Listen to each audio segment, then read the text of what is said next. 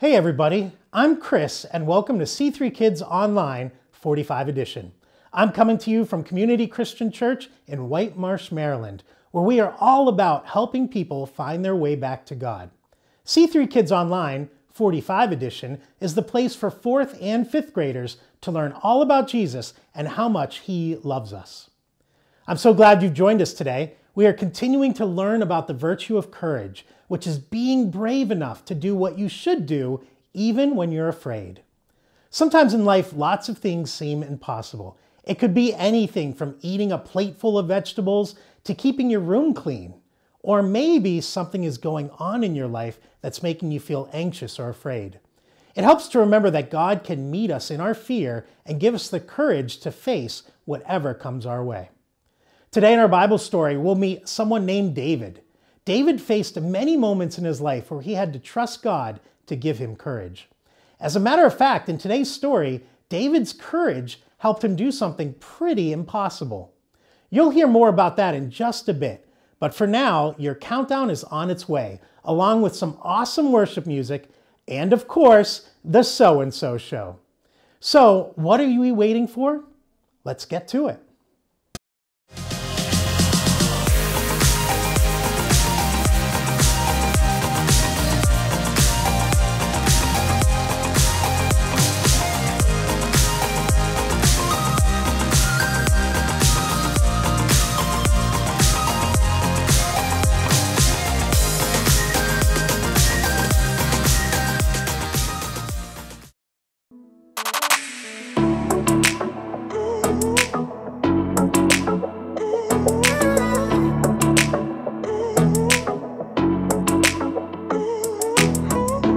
God, I know you're always near. So even in the dark, I will not fear. I know the storms will come. I know I'm not alone. You are my strength, so I will say, you make me brave, you give me courage. I won't be afraid, I won't even worry.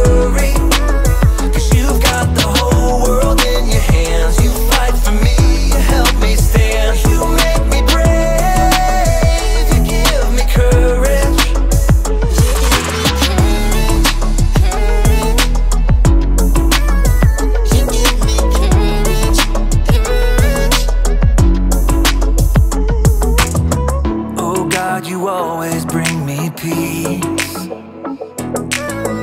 You are a fortress around me. Even when my heart breaks, even when there is pain, you will be my strength, so I will say, you make me brave, you give me courage. I won't be afraid, I won't even worry. You've got the whole world in your hands. You fight for me, you help me stand. You make me brave, you give me courage.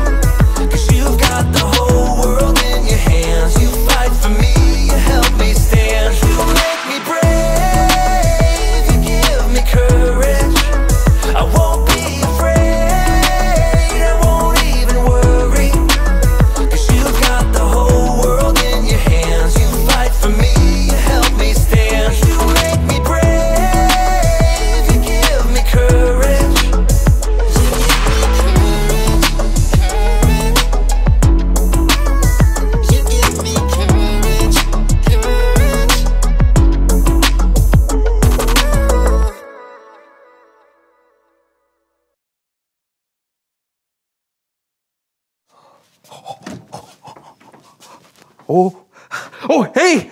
Brandon, you will not believe what I just found. What? The multiverse! The multiverse? What is the multiverse? Oh, come on, like in the movies. Oh, you mean that place that has like an infinite amount of universes with infinite versions of ourselves? There's no way that place is real. That looks like a Christmas ornament. Yeah, in this universe. Let me see that. What? No. Oh! Brandon, what did you do? You just broke the multiverse. John, for the last time, there's no such thing As the multiverse.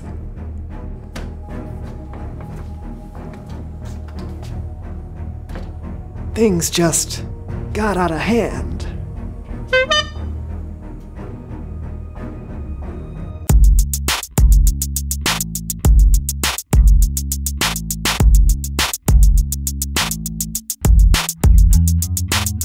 Welcome to the So-and-So Show. I'm Brandon, that's John, and we are excited about today's show. Yes, we are, because we're talking about courage. That's right, and today we have a very special guest, and I have to say, I am extremely excited about this. I'm a big fan. I even brought I brought the, oh man, I forgot something that I want him to sign. I'll be right back.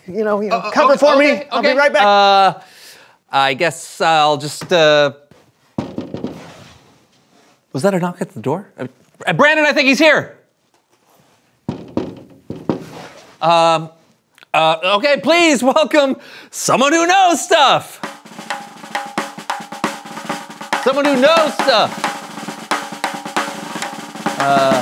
Someone who knows stuff?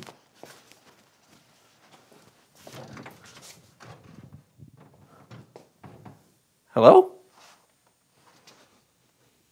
Hello. Hi. Would you like to come in Oh, indubitably. and have a seat? Oh, yes, that would be most appreciated. Now? Oh, ha, yeah, yes, of course. Thank you, whoever you are. Yeah. Let's see, where do I begin? So many choices. What if I mess up? Whoa. Most appreciated, thank you. I'm sorry, but what did you say your name was? It's John. Ah, thank you, Super John. Or do you prefer John Man? No, just John is fine. Very good, just John. Thank you for the hospitality. Actually, do you know why I've been summoned? I'm not going to have to do anything serious or alarming, am I? Oh, no, I don't think so. My friend Brandon, he's a huge fan of yours, and he just thought we'd, have you on the show to talk about courage and being a superhero. I see. Why don't we start with TR and what you know? Wait, that would be splendid. Yes. I am Captain Anxiety, and I know many, many very heroic things. Great. Tell us why it's important to have courage when you're a superhero. Absolutely. Courage. That's not really my strong suit. It's not my speciality, if you will. I'm more of a person who likes to run, hide, and scream like a fainting goat. Like, oh.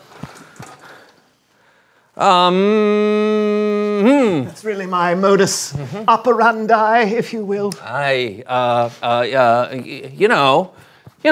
There's lots of ways to stand up for what's right. You are correct, Just John. For instance, I like to make sure no one does any over-squeezing of the avocados in the grocery store.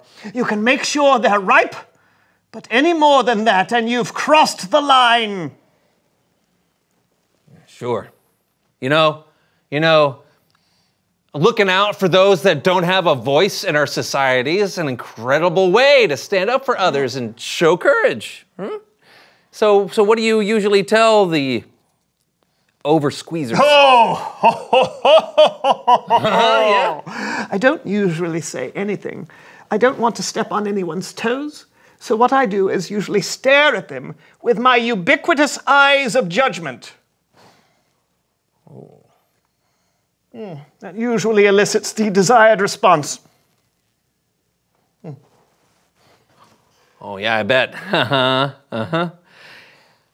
don't take this the wrong way. You just seem to be a little, I don't know, scared to be a superhero. Not a truer word was spoken, Just John. But fear should not deter one from being heroic. A hero should endeavor to do what's right despite his or her fear. At least, that's what I read whilst perusing the Hero's Handbook. Oh. You can have that. I have many. Oh. I even signed it. Oh, wow. Oh, okay, thank you. Yes. Brandon's gonna be so sorry he missed you, but thank you so much for coming on the show today. You were very, very enlightening. Oh. Yes. Anytime, Just John. Tell your friend, hello from me, All right. Captain Anxiety. I depart. Ah.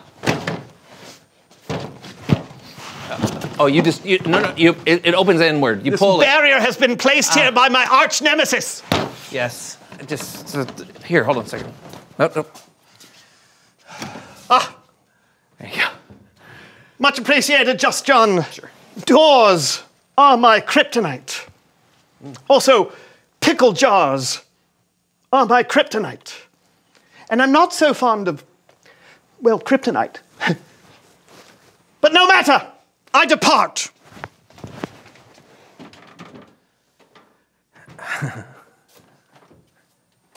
Oh, watch out for that parking meter.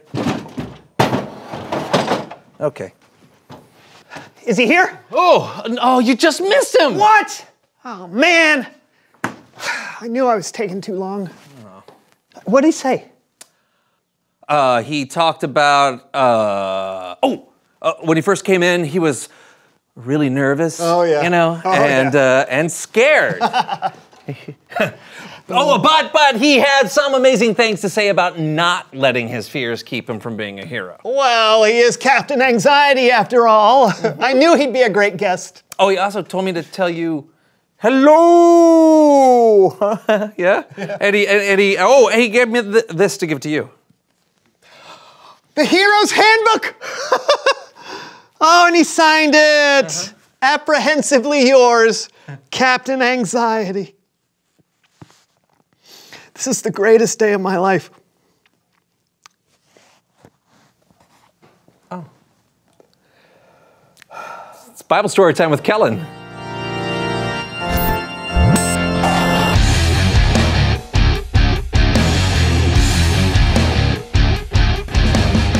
Hey guys, I gotta say, Captain Anxiety was something special. That's a good way to put it. What have you got for us today?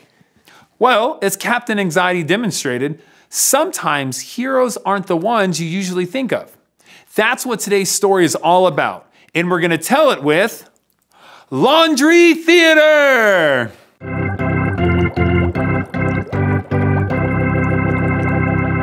Today's story comes from the book of 1 Samuel in the Old Testament. The Israelites had a king named King Saul, but instead of doing what God wanted him to do, Saul did what Saul wanted to do. So God decided there should be a new king and told one of his prophets, a priest named Samuel, to go and find one. So Samuel traveled to Bethlehem to meet with a man named Jesse. He informed him that one of his sons would be the new king of Israel. Now the first son, Eliab, definitely looked like a king. And Samuel thought this had to be the one. But God spoke to Samuel and said, "Do not consider how handsome or tall he is. People look at the outside of a person, but the Lord looks at what is in the heart. He will not be the new king." Jesse had 6 other sons stand in front of Samuel, but God told Samuel that none of these would be king either. Samuel asked Jesse if he had any other sons, and Jesse sent for his youngest, David, who was out tending the sheep. Now, David was extremely young and smelled of animals. He was far from looking like a king. But once again, God looked in David's heart instead of his appearance and knew that this would be the next king. Now, David was not king yet. He was still tending his father's sheep. And King Saul, well, he had no clue that a new king had even been lined up. You see, Saul was busy trying to stop an invasion from the Israelite enemies, the Philistines, and Saul had run into a problem. A 9-foot tall problem named Goliath. Goliath was a soldier for the Philistines, and every day Goliath would walk down into an open field and offer a challenge of single combat to any Israelite. If anyone could defeat Goliath, the Israelites would win the war.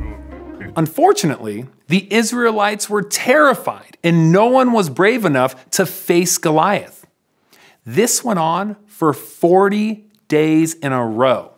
Finally, David was sent to the front lines of the battle to bring his brothers some food. When David arrived, he heard Goliath's challenge, and he was angry that no one had offered to fight him. When King Saul heard that David was volunteering, he sent for him, but quickly told David that he was way too young. But David insisted. He told Saul that he had fought lions and bears to protect his father's sheep, and that he would fight this giant to protect Israel. God had saved him from wild beasts, and God would save him from Goliath. So Saul agreed and let him face the giant, and he gave David his own armor to wear. But it didn't fit. Instead, David went to the riverbed and chose 5 smooth, small stones to be his only protection. The next time Goliath made his challenge, David stepped right in front of him and faced the giant. Goliath made fun of David, but David stood his ground, and he said, "You come against me with a sword, but I come against you in the name of the Lord, and he will give me victory over you." As Goliath charged, David took a stone from his pocket, and he flung it with everything he had and hit the giant. The stone hit its mark, and Goliath and the Philistines were defeated. David had faced his fears and proved that it is the hero's heart that matters, not the size. The end. Well, I guess David had practiced going up against lions and bears, so maybe Goliath wasn't as frightening to him as he was to the other Israelites? Lions and giants and bears, oh my! Never mind. David also had practiced asking God for help. God had gotten him through some tough spots before, so David knew nothing was impossible with God. David and Captain Anxiety have something in common. They both might not look like superheroes, but it's what you do and what's in your heart that's the test of a true hero. Yeah. Oh, hey, thanks, Kellen. Awesome story. Thank you. And until next time... Well, that was unexpected.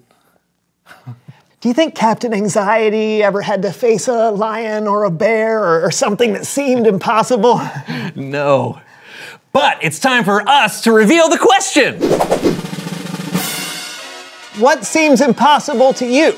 Oh, okay. I remember in school there would be tests that I was 100% sure were impossible to pass, but I would study and practice. Then you would pass? Not all the time, but the studying gave me the courage to take the test and know that I had done my best. Well said. Thank you. When something comes up that seems impossible to me, I like to remember God's faithfulness in the past. It helps me face what I think is impossible now, because I know that I'm not alone and God is with me. Indubitably. That's a big word for you. No, I learned it from Captain Anxiety. Oh, he's the best. He is all right. I guess that's it for today. We'll see you next week for a brand new show. Woo! You know who my favorite superhero is? Who's that? Guess. Captain Anxiety. Look into a mirror. And tell yourself, you are loyal and give constant support and allegiance. This is true. I am very loyal, particularly to my table tennis team. Unless we're playing the Paddington Paddlers, they are frighteningly above average. Tell yourself, you have determination. You show firmness of purpose. Firmness. rather squishy. I'll move on. Tell yourself, you are selfless. You are more concerned with the needs and troubles of others than you are for yourself. This is also true. Unless the troubles have to do with big, scary people, or animals, or bugs, or oversized rocks and twigs, sometimes smaller rocks. I'm not a big fan of dirt or dust. Did you know dust is made up of human skin? Did you know that? Terrifying. See, look, there's some right there. That could be you.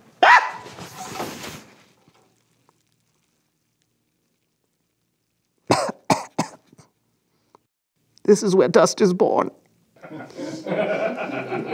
I hope you enjoyed today's C3 Kids Online 45 edition. If you did, I want to invite you to join us in person.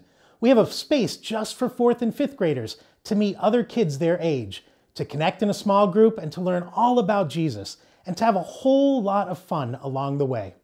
Head to our website, communitycc.net, where you can find all the details and you can even pre-register for your visit. We hope to see you soon.